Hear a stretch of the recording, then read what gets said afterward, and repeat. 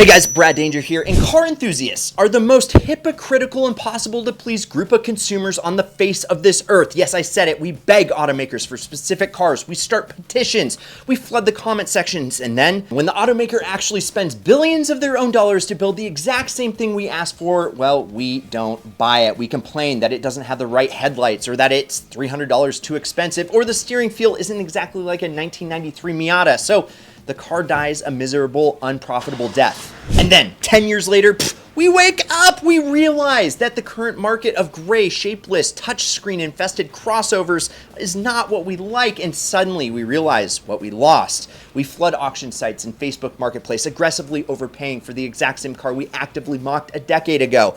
It's the circle of the automotive life. And today, we are taking a look at the US market's greatest delayed reactions. These are the cars that everybody absolutely hated when they were brand new, but suddenly everybody wants to buy them used. And let's start with the Pontiac GTO. Yes, let's rewind to the early 2000s. Retro fever was sweeping the nation. Ford had just shown the S197 Mustang concept, which looked exactly like a 1969 Mustang that had been to the gym. Chrysler was working on the new Dodge Challenger. Everyone wanted old school muscle with new school reliability. Enter Pontiac. Enter Bob Lutz, the legendary car executive, looked over a GM Australian division, Holden, and saw the Monero, a rear-wheel drive two-door coupe with a Corvette-derived LS1 V8. Lutz thought, brilliant, we slap a Pontiac badge on that bad boy, bring it to America, and call it a GTO, brother. It was the revival of the ultimate muscle car nameplate. And how did the American car enthusiasts react?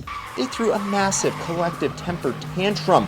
Why? Because it didn't look like a 1964 GTO. I love that rear end. In fact, it kind of looked like a Chevy Cavalier that had an allergic reaction to a bee sting. It looked like an enlarged Grand Am. It was smooth, it was understated, and in an era where people were putting chrome spinner hubcaps on everything, it was completely invisible. Enthusiasts complained that the exhaust wasn't loud enough. They complained that it didn't have hood scoops. So Pontiac awkwardly glued these things on the 2005 model.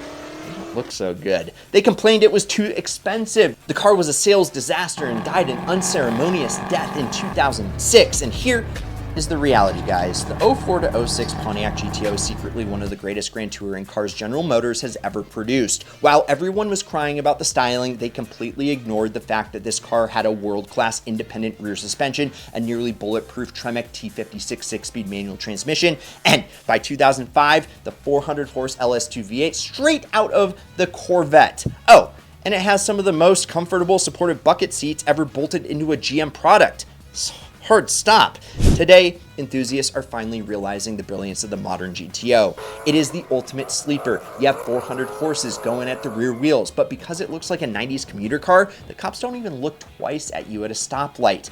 You can do a massive burnout and the police will just assume a local pizza delivery boy in a Pontiac Sunfire is having a bad day. The GTO, it wasn't a bad car. It was just ruined by the impossible expectations of its nameplate. And now, well, try finding a clean one, manual LS2 GTO for cheap. You can't. And I've linked to all of these via Auto Tempest in the pinned first comment down below. So go check them out. And also get entered for our next Ideal Collected car giveaway. Hey guys, real quick, the giveaway for the Shelby and Supra and the $100,000 has ended. And well, the winners are being picked right now. But we're coming back bigger and badder and better. So click the link in the pinned first comment because like Rocky, who won the GTR, like Greg, who won the 100K, you can sign up to be notified and get 100 free entries once it goes live. So click the link down below, go put in your email, and I can't wait to show you what we have cooking. All right. Back to the show. Okay, this one I have a soft spot for. I've owned two of them. In 03, Honda's marketing department was convinced they knew exactly what the youth wanted. They envisioned this 19-year-old extreme sports athlete named Chad or Brad chugging energy drinks, surfing all day, and needed a rugged, utilitarian box to throw their muddy mountain bikes into. So they got out of their element and built the Honda Element. It was essentially a literal box on wheels. It had thick, unpainted plastic body panels covering half the car so it wouldn't get scratched by wayward surfboards. The interior was urethane floors that you could literally wash out with a hose. The seats folded completely flat to form a bed. The problem, 19-year-old extreme surfers don't have $20,000 to spend on a brand new car. They drove inherited 1994 Honda Civics. You know who did have money though? 65-year-old retirees named Carol who loved antiquing, bird watching, and driving to the garden center. The youth laughed at it. Car enthusiasts called it a penalty box. It was slow, top-heavy toaster that looked like it was assembled out of a leftover Tupperware. But fast forward to today, have you tried to buy a Honda Element recently?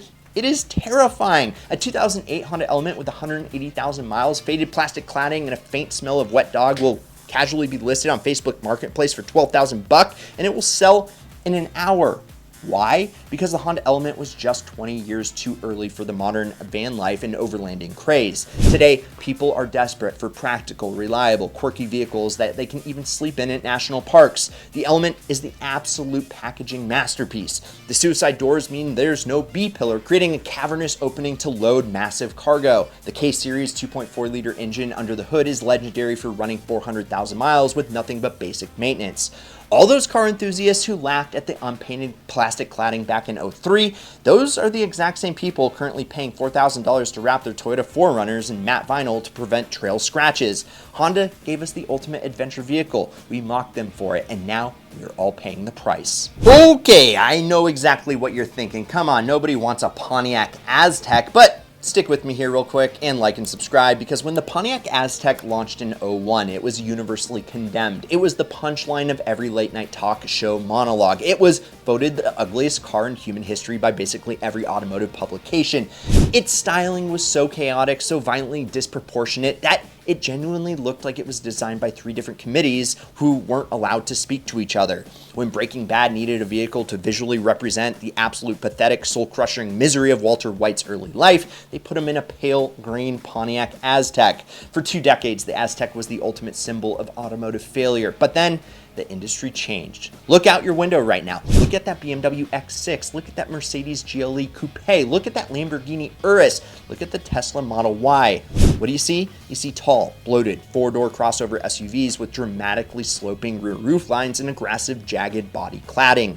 Ladies and gentlemen, we owe General Motors an apology, because the Pontiac Aztec wasn't a mistake, it was a profit. It essentially invented the modern coupe crossover segment.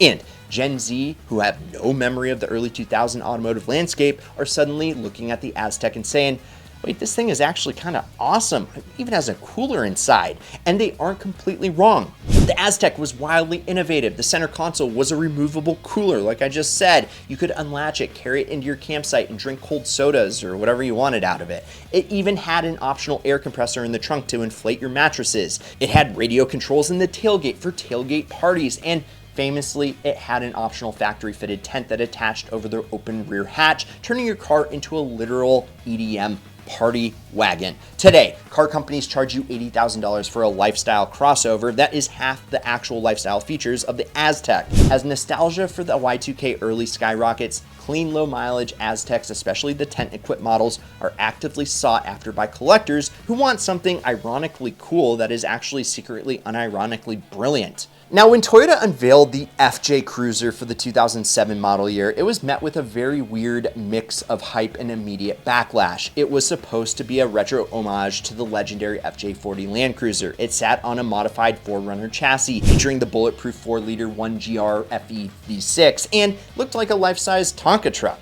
But the enthusiasts, in their infinite wisdom, absolutely destroyed it in the forums. They complained about the weird reverse opening suicide doors that trapped rear passengers in the backseat if the front doors were closed. They hated the bizarre triple windshield wipers. They mocked the fake, non-functional hood scoop. But mostly, they complained about the blind spots. The C-pillar on the FJ Cruiser is so obscenely thick that you could hide a commercial airliner in the blind spot and never see it. Backing up in the FJ Cruiser without a backup camera requires a combination of prayer and sonar. Because of the quirky styling, serious off-roaders dismissed it as a mall crawler. It was seen as a fashion accessory for people who thought a Jeep Wrangler was just too bumpy. Dwindled, and Toyota quietly killed it in the US market in 2014, and then we realized what we had lost. Today, the enthusiast market is obsessed with off-roading, but what are your options if you want a rugged, reliable 4x4? Jeeps are notoriously unreliable. The new Ford Bronco is awesome, but it's incredibly expensive and highly computerized. Modern SUVs are essentially unibody minivans with a 2-inch lift kit, because there is simply nothing else like on the market. FJ Cruiser has become a highly coveted collector's item. The 4-liter V6 is widely considered one of the most reliable engines Toyota has ever built, capable of easily clearing 300,000 miles. The FJ is smallish but weighs at 4,400 pounds, not to mention that the 4Runner is more modern, requiring more safety equipment. It has legitimate off-road chops, an interior you can scrub clean, and styling that went from weird retro to timeless classic overnight. If you want proof, look at the auction sites. People are happily paying $35,000 to $40,000 and sometimes even $50K plus for low mileage FJ Cruisers. It is a vehicle that went from being mocked for its triple wipers to being revered as the last fun, simple, indestructible Toyota off-roader. Now, this one is the ultimate example of you don't know what you have until it's gone. Enter the URJ 200. Better known as the 200 series Toyota Land Cruiser, sold in the US from 2008 all the way till 2021. When this massive, bloated luxury tank was sitting on dealership lots, the automotive community couldn't stop whining about it. Why would anybody pay $85,000 to $90,000 for a Toyota, they cried. It gets 13 miles to the gallon if you fold the mirrors in and drive downhill. The infotainment screen looks like it was stolen from a 1998 ATM. Just buy a Sequoia. The US market completely ignored the 200 series. It was an overpriced dinosaur, a gas-guzzling relic in an era where everyone was moving towards turbocharged efficiency and massive digital dashboards. Because nobody bought it, Toyota finally just threw their hands up, pulled the plug, and didn't bring the new 300 series to America. Instead, we recently got the 250 series Land Cruiser, a much smaller 4-cylinder hybrid. Meanwhile, the new Tundra got a twin-turbo V6 that's been a little dicey. And this is where the panic sets in. Suddenly, the new twin-turbo V6 engine starts making the news. Oh wait, the new engines are highly complex. They have complemented hybrid systems. Wait, some of them are experiencing main bearing failures and triggering massive recalls? Almost overnight, the entire narrative flipped. The exact same enthusiast who mocked the 200 series for being a thirsty dinosaur suddenly realized that its 5.7-liter 3UR FE V8 was arguably the most reliable, overbuilt, indestructible engine on the planet. Who cares if the infotainment screen is bad? Who cares if it gets 13 miles to the gallon? It is a vehicle that will literally outlive your children with nothing but oil changes. I don't get why the Land Cruisers, the 200 series specifically, exploded in popularity with car enthusiasts. People were legitimately paying $120K for the Heritage Edition trucks back in 2021. It transitioned from overpriced Sequoia to the final boss of reliability. It is the last gasp of the naturally aspirated V8-powered unkillable luxury tanks, and the people are currently spending Porsche 911 money just to get their hands on a used one. So, guys, what did we learn today? We've learned that the car enthusiast, well, is fickle, confused creatures, and we constantly demand things, hate them when we get them, and then desperately try to buy them back a decade later for twice the original price.